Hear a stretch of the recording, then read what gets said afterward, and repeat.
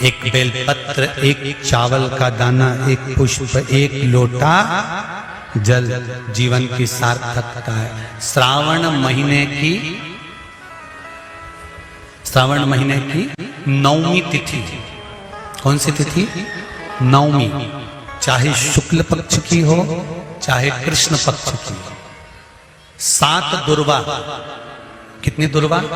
7 दुर्वा अशोक सुंदरी वाली जगह पर चढ़ाकर, शंकर भगवान के ऊपर चढ़ाकर, गणेश जी के चरणारविंद को लगाकर उसको लेकर आना है। हाटकेश्वर महादेव का स्मरण कर।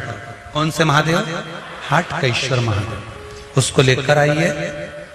उदर में, पेट में रोग हो, बीमारी हो, बहुत ज्यादा तकलीफ हो रही हो, शरीर के अंतर्गत एसिडिटी रहती हो या पेट के अंतर्गत कोई ना कोई बीमारी बनी ही रहती हो, उसको भादो के महीने में, कौन से महीने में?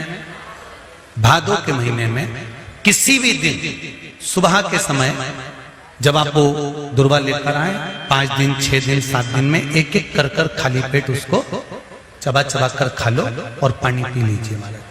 करना पड़ेगा श्रावण महीने में, खाना पड़ेगी भादो में। चतुर्मास में चारों महीनों का बड़ा बड़ा महत्व है। कभी आपको एक स्मरण रहा हो कि जिस नारी के, स्त्री के रजोधर्म से जुड़ी हुई या पुरुष वर्ग में भी कहीं ना कहीं किसी ना किसी रूप में इस उदर से लेकर एड़ी तक के बीच में जो भी तकलीफें होती हैं उससे जुड़ी हुए के लिए भी सावन के महीने में एक प्रयोग आता है। उसको कर लेने से संपूर्ण जीवन समय में ये नाभि कोश से लेकर एड़ी तक के बीच में कभी तकलीफ हो ही नहीं। और वो जल शंकर भगवान को शूलपाणेश्वर महादेव के नाम से चढ़ाया गया था। कौन से महादेव के नाम से? शूलपाणेश्वर महादेव। शूलपाणेश्वर, उसका भी स्थान है कि वो जल कहां चढ़ता है। तो पहले तो नवमी तिथि का दुर्वा प्रयोग भगवान शंकर को समर्पित करते हुए, अशोक सुंदरी वाली जगह पर समर्पित करते हुए श्री गणेश जी महाराज को कहकर, आपको याद होगा जिस समय पर श्री गणेश जी महाराज कुबेर जी महाराज के घर में भोजन करने गए थे, सारा अन्न भगवान गणेश जी पा गए थे, तब शंकर भगवान ने दुर्वा भेजी थी। ये दुर्वा जब गणेश जी को भेजी गई थी तो वो औषधि के लिए भेजी गई थी कि गणेश जी ने ज्यादा पा लिया है तो शरीर में रोग ना हो जाए, पेट में कोई रोग ना हो जाए। तब शिव जी ने भेजी थी अशोक सुंदरी के माध्यम से। इस दुर्वा का प्रभाव रोग मुक्ति के लिए किया जाए। रोग, शुक्ल पक्ष की नवमी तिथि, पीला चंदन घिसकर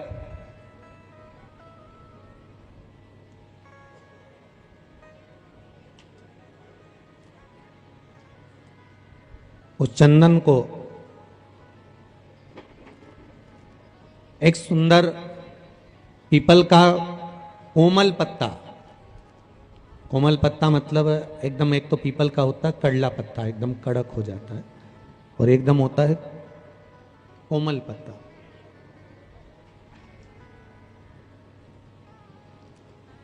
उस पीपल के कोमल पत्ते पर पीला चंदन घिसकर, जो वो चंदन होता है, उस चंदन को घिसकर उस चंदन को उस पत्ते पर रख लें। और महाराज उस पत्ते को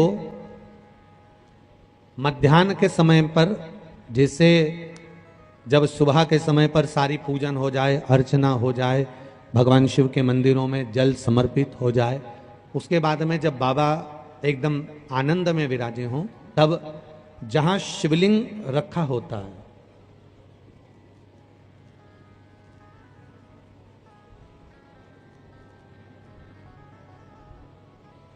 जैसे ये शिवलिंग है और ये कटी भाग जहां शिवलिंग रखा हुआ है, इस कटी भाग पर जहां शिवलिंग रखा है उसके पास में ही 3 उंगलियों से चंदन का लेपन उस कटी भाग पर करना है। जो उंगलियां लगी रहेगी उसी को अशोक सुंदरी वाली जगह पर स्पर्श करना है। और अशोक सुंदरी वाली जगह पर स्पर्श कर कर कुछ देर तक चंदन लगे रहने देना है, उसके बाद में उस चंदन को वापस निकाल कर लेकर आना है। कटी भाग पर जो लगाया गया है उसको भी निकाल कर वापस लेकर आना है।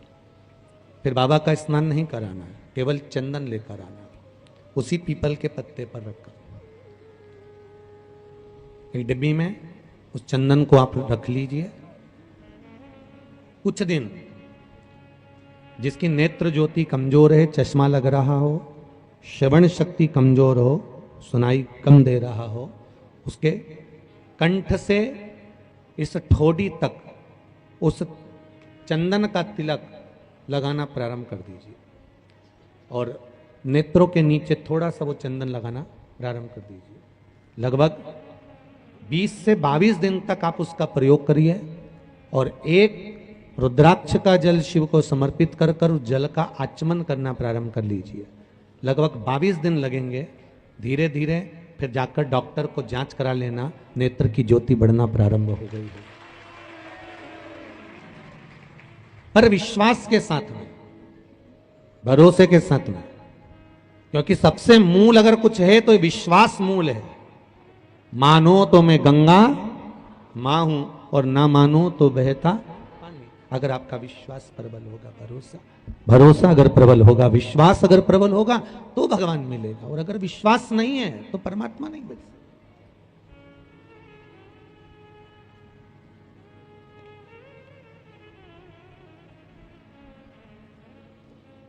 विश्वास के बल पर भगवान की प्राप्ति है। विश्वास है तो शिव है।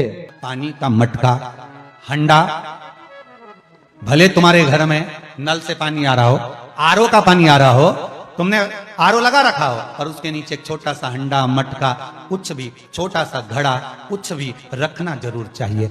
रसोई घर में भले इतना बड़ा हंडा रखो, मटका रखो, घड़ा रखो, कलश रखो, पर रखना जरूर चाहिए। क्यों? उसमें पितरों का स्थान होता है। तो घर में, रसोई घर में कभी परिवार में किचकिच नहीं होती, क्लेश नहीं होता। अगर हंडा भरा हुआ है, हंडा खाली होते होते जब सुबह के समय पर पानी थोड़ा रह जाता है, उस घर में जहां हंडा आधे से ज्यादा खाली हो जाता है, शास्त्र कहता है, भविष्य पुराण कहती है, जहां पानी का हंडा आधे से ज्यादा खाली हो गया, समझ लेना दूसरे दिन रसोई घर में क्लेश जरूर होगा, यह पक्का। इसलिए हंडे की सीमितता देखी जाती है। मटके को, हंडे को, कलश को आधे से ज्यादा भरकर रखा होना चाहिए। भले आधे तक भरा रहे पर आधे से नीचे नहीं जाए। उस घर में अब माताएं पूछती हैं, पंडित जी हमारे घर में बहुत क्लेश है, हमारी बहू सुनती नहीं, बहू के हमारी सास नहीं सुनती। क्लेश हो कहां से रहा? जब तुम लड़की पसंद करके आई, उसका पांव देख के आई, 25 बार फोटो देखा,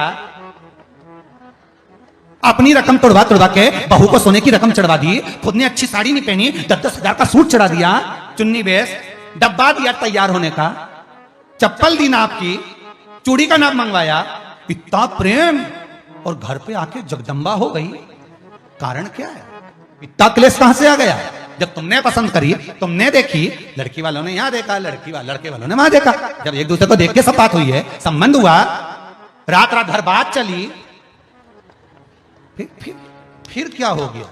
यहाँ तो रोज फोन लगाती थी, मम्मी ये वाली साड़ी तैयार कर लो, हाँ बेटा कर ले, ऐसी ऐसी बात सास और बहू में चले, चूड़ी का नाप भेज दीजिए, चोली का नाप भेज देना, और मैंने डब्बा तैयार कर लिया, मैंने वीडियो कॉल में दिखाया, देख ले यही है, चप्पल भी लिए, ये भी लिया, चोटी भी ली, गजरा भी लिया, दुनिया का सामान लिया, शादी करी, ने 2-3 लाख रुपए तो गार्डन में खर्च कर दिए, ने लोगों के खूब चटाया, 2-3 लाख रुपए खाने में खर्च कर दिए, गिफ्ट भी दिया मेहमानों को। जब इतना खर्च करा, इतनी जोरदार बातचीत थी, फिर आखिर 1-2 साल में ऐसा क्या हो जाए कि ये जगदम्बा ने ये कात्यायनी हो जाए? कारण क्या? वो कारण तो ढूंढो। अरे बोलो तो सही है कि नहीं है? कारण तो ढूंढो कि कारण क्या है ऐसा, कि क्या कारण हो गया? अब दोष दे नहीं कि माँ ने सिखा दिया होगा, और वो दोष दे, तुम तो अपनी माँ के ही हो, हमारी तो सुनो ही नहीं। अब वो इधर दोष, वो उधर दोष दे, ये दोष देने से कुछ नहीं हो, अपने कर्मों का दोष देखो। ने जरूर झांक कर देखना कि सवेरे सवेरे कहीं हंडा खाली तो नहीं मिल रहा है, पूरा नीचे तक तो नहीं चले गया, आधे से नीचे तो नहीं हो गया, मतलब घर में दूसरे दिन क्लेश तो होना ही है। भले कटोरी के चक्कर में, पानी के चक्कर में, रसोई घर के चक्कर में, रोटी के चक्कर में, चाहे दिन भर में कभी भी होगा, पर 24 घंटे में क्लेश होगा, वो पक्का है। थोड़ा भरा, क्यों भरकर रखा जाता है मटका? क्यों भरकर रखते हैं हंडा? क्यों कहा जाता है कि जिस समय वास्तु पूजन होता है, पितरों के लिए पूजन करी जाती है, तो हंडा भरा जाता है, नया कोरा मटका, नया हंडा वास्तु पूजन में भरा जाता है। क्यों? और जब पंडित जी सिर पे मंगवाते हैं, नारी भर कर लाती है, गृह प्रवेश होता है, भरा हुआ मटका, खाली नहीं, भरा। और जब भरवाते तो इतना भरवाते कि उसका पानी उंडेलना चाहिए। वास्तु पूजन का नियम है, जिस समय मटके को भरकर लेके आते हैं घर के अंदर, कलश भरकर लेके आते हैं, वास्तु प्रवेश करते हैं, गृह प्रवेश करते हैं, तो मटका इतना भरा जाता है, उसका पानी बाहर ढुलना चाहिए। और जब लेकर आए तो झलकता हुआ पानी होना चाहिए। नारियल रखे, आम का पत्ता रखे, तो पानी गिरता रहे। पर माताएं तो अपने फैशन में नहीं, ग्रेंटिंग पेंटिंग कराए तो पानी गिरा तो वही नाराज हो जाए। बेचारा पंडित जी की हालत खराब कर कि तुमने इतना पानी क्यों भरा, कम नहीं भर सकता था हमारा पूरा। ये तो परंतु शास्त्र रीति क्या कर रही है, भविष्य पुराण क्या कर रही है, हमारी शास्त्र क्या कर रहे हैं कि पानी भरा हुआ जब चलता है, झलकता चले, घर में जब प्रवेश करे तो भगवान से यही प्रार्थना रहती है कि लक्ष्मी ऐसी झलकती रहे, इतनी कृपा कर दे। पर लोग, पंडित जी भी कह दिया अच्छे कपड़े पहनी बेचारी ने, पिन मिन लगाई हो, बढ़िया जोरदार पल्लू मल्लू लिए, तो अब डब्बा मब्बा भर के तैयार कर, पेंटिंग कर, बाद जब पानी गिरे तो कहीं तो बेचार पंडित जी भी कहे थोड़ा खाली करो पंडित जी, खाली करो। और खाली करा, इतना भर दिया। अब वो मैंने आम का पत्ता, नारियल सब धर दिया। और ना झलके ना कुछ झलके, क्योंकि इसका हिंकार इतना झलके तो कलश की खाक झलके। ये तो गृह प्रवेश कर रही तो अपने आप को ऐसी समझ रही कि हमारा बराबर कोई नहीं बनाया ऐसी, और ऊपर से फोटो खींच रहा। अभी इसका अहंकार इतना झलके तो कलश के खाक झलके। अब जो झलकना है वो तो झलका ही नहीं, झुमका झलका है। और कहा मतलब का झलका है, सो झलके सो।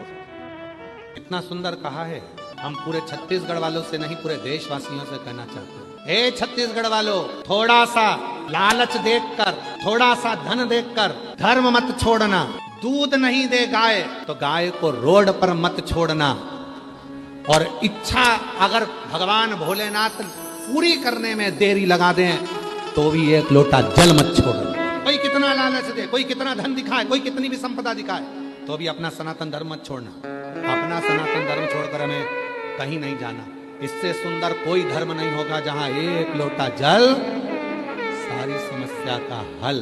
बोल बम का नारा है, श्री शिवाय। इससे सुंदर धर्म क्या होगा? एक लोटा जल चढ़ाया, 3 बार ताली बजाई, काम हो गया।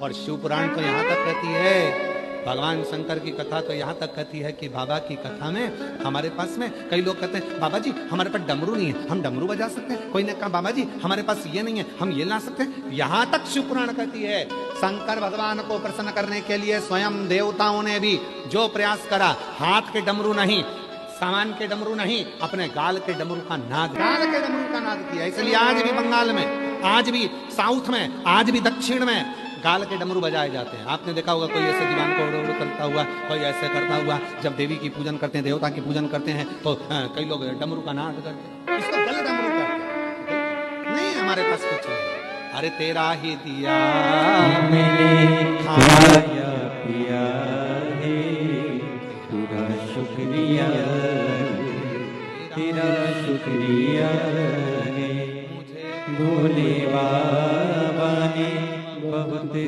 दिया है, तेरा शुक्रिया है, तेरा शुक्रिया। थोड़ा सा लालच देखकर धर्म मत छोड़ना। गाय दूध देना बंद कर दे तो रोड पर मत छोड़ना। और अगर मेरा भोले बाबा थोड़ी देने में देरी कर दे तो भी एक लोटा जल चढ़ाना मत छोड़ना। तो छोड़ना नहीं, लगन, पीछा पकड़ना, पीछा पकड़। भगवान भी सोचता होगा इतना पानी गिरा रहा हूं, इसके बाद में भी छाता छोड़कर जा नहीं रहा है, टस से मस नहीं हो रहा, वहीं खड़ा छाता ले लेता। आप लोग तो अंदर बैठे हो, आप अंदर बैठे हो, ये 5 पंडाल में शिव भक्त बैठे हुए हैं। इसके बीच में जो जगह है, जरा देखो, ये पहले और दूसरे नंबर के पंडाल के अंदर बीच में जगह है, उस जगह में भी लोग छाता पकड़ के, दोनों ओलतन का पानी आ रहा है, इधर का भी पानी आ रहा है, उधर का भी पानी आ रहा है, और उसके बीच में खड़े। उधर देखिए, उधर से पानी आ रहा है, उधर से पानी आ रहा है, तो भी बीच में खड़े। उधर देखो, चौथे पंडाल के वहां पर भी ऐसे खड़े हुए हैं। कितनी भक्ति होगी आप। और केवल ऊपर का पानी नहीं, नीचे कीचड़ का पानी भी होगा, पानी पाँव में भी लग रहा होगा, पानी कपड़ों में भी लग रहा होगा, कीचड़ भी लग रहा होगा, पर आपकी भक्ति अविरत है। और ये आप सीहोर वाले बाबा को सुनने के लिए नहीं आए, और सीहोर वाले बाबा की सामर्थ्यता भी नहीं है कि हम आपको कुछ सुना सकें। ये तो स्वयं श्रावण के महीने में जितने श्रवण करने के लिए आए हैं, ये सावन के महीने में जो श्रवण करने आए हो, सुनाने वाला भी मेरा महादेव है और सुनने वाला भी मेरा महादेव है और कराने वाला भी मेरा महादेव है, कोई दूसरा नहीं है। एक संबंध जुड़ गया, एक रिश्ता। एक बात बताएं आपको, अपने मन की बात है, वैसे बताना नहीं चाहिए, फिर भी हम तुम्हें बता देते हैं। सुनो, पहले हम भी तुम्हारे जैसे ही मंदिर में चले जाते थे, जल चढ़ा देते थे, जैसे सब लोग चढ़ाते हैं वैसे ही हम भी थे। हम भी मंदिर में चले जाते थे, एक लोटा जल चढ़ा दिया, मंदिर धोया, साफ करा, धीरे धीरे धीरे धीरे धीरे धीरे। हमें क्या मालूम था कि भोलेनाथ जी मंदिर में जल चढ़ाने वाले का हाथ पकड़ लेते हैं और उससे अपना रिश्ता बना लेते हैं। इसीलिए मेरी बहनों, मेरी बेटियों, मेरी जीजियों, मेरे जीजाओं, मेरे भाई, मेरे बुजुर्ग माँ बाप, हम आपसे कहते हैं कि आप कुछ मत करो, शिव के मंदिर में जाकर एक लोटा जल चढ़ाना प्रारंभ कर दो, तुम्हें रिश्ता जोड़ने की जरूरत नहीं पड़ेगी।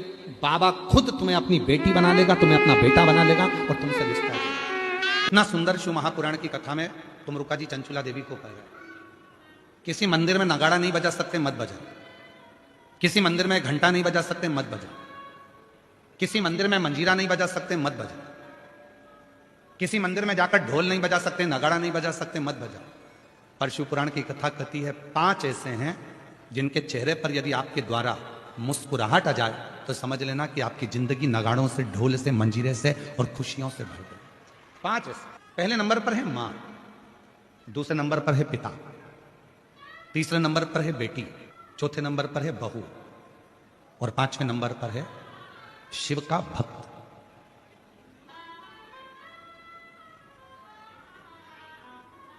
ये 5 है। आप मंदिर में नगाड़ा नहीं बजा सकते, मंदिर में जाकर आप ढोल नहीं बजा सकते, मंदिर में जाके घंटी नहीं बजा सकते, मंदिर में जाके मंजीरा नहीं बजा सकते। दुनिया की यदि सारी खुशियां आपको आपकी जिंदगी में चाहिए तो इन 5 को प्रसन्न रखने का प्रयास करो। इनके चेहरे पर स्माइल होना चाहिए। तुम्हारे घर के बुजुर्ग माँ, तुम्हारे घर के बुजुर्ग पिता, तुम्हारे घर के अंदर रहने वाली बेटी, तुम्हारे घर में आने वाली बहू और तुम्हारे घर में आने वाला कोई शिव भक्त जिससे तुम मिलो, उसके चेहरे पर प्रसन्नता होना चाहिए। समझ लेना कि तुम्हारी जिंदगी की सारी तरक्की तुम्हारे सामने। घर में मां की आंख में आंसू है तो तुम मंदिर में कितनी भी जोत लगा लो, मंदिर में कितना भी अभिषेक कर लो, कितनी भी पूजन कर लो, कितनी भी अर्चना कर लो, सुख नहीं मिल सकता। घर के अंदर पिता की आंख में आंसू है तो सुख नहीं मिल सकता। घर की बेटी अगर तुम्हारे लिए रो रही है, घर की बेटी की आंख में अश्रु है तो तुम सुखी नहीं रह सकते। और याद रखना, घर में आने वाली बहू की आंख में यदि आंसू हैं तो तुम खुशी नहीं रह सकते। और कोई शिव भक्त तुम्हारे सामने अपने दुखड़े को कहकर रोए। वैसे तो शिव महापुराण की कथा कहती है कि किसी भी शिव भक्त को कभी किसी के दरवाजे पर जाकर अपना दुखड़ा नहीं कहना चाहिए। क्यों को? कभी किसी शिव भक्त को अपना दुखड़ा कभी किसी के सामने जाकर नहीं कहना चाहिए। जो शंकर भगवान को एक लोटा जल चढ़ाते हैं, जो शिव जी की आराधना करते हैं, जो शिव की साधना करते हैं, जो शंकर की भक्ति में डूबे रहते हैं, जिन्होंने शिव महापुराण की कथा पर अटूट भरोसा कर लिया, विश्वास कर लिया, दृढ़ता कर ली, जैसे आप सब लाखों की संख्या में आए हो कथा को श्रवण करने के लिए, आपके अंदर विश्वास है मैं अगर कथा सुनूंगी 7 दिन पंडाल में बैठकर कथा का तत्व ग्रहण करूंगी और वहां की मिट्टी को अपने हृदय से लगाऊंगी, निश्चित है 3 महीने में मेरा बाबा मेरी झोली भरेगा। यदि तुम्हारे भीतर दृढ़ता है, यदि तुम्हारे भीतर भरोसा है, यदि तुम्हारे भीतर शिव के मंत्र का, श्री शिवाय नमस्तुभ्यम का, ओम नमः शिवाय का, नमः शिवाय का, महामृत्युंजय मंत्र का, शंकर के नाम का यदि भरोसा दृढ़ है, तुम्हारे अंदर विश्वास है, तो यह मानकर चलना कि तुम्हारे को शिव की कृपा अपने आप होना प्रारंभ हो जाए।